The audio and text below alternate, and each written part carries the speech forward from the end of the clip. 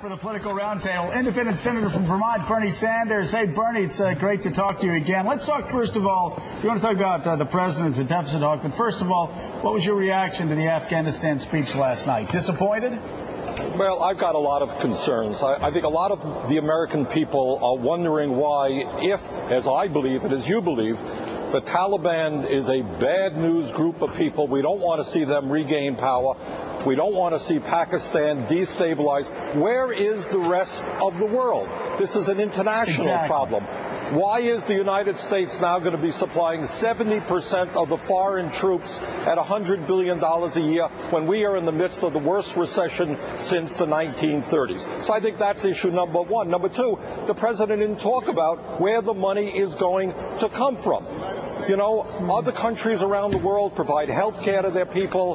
Their childhood poverty levels are lower than ours. Where are we going to get the money? Are we going to raise taxes? Are we going to cut back on other programs? What are we going to do? The president didn't touch on that. And the third area of concern for me is, I think to be effective in Afghanistan, you need a partner that has the respect of the people of that country.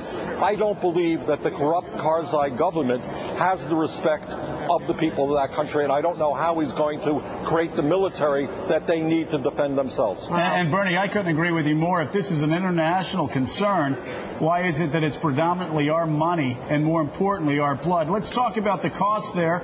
The deficit continues to skyrocket. The national debt continues to skyrocket. $1 million per man and woman in Afghanistan. Can we afford this war for the next 5 years? Well, I'll tell you, look, our middle class is collapsing. Poverty is increasing. You saw a piece. 1 out of 4 kids in this country is on food stamps. Cities and states all over this country are cutting back on basic services. We're talking about keeping people from going hungry, from keeping them warm in the wintertime.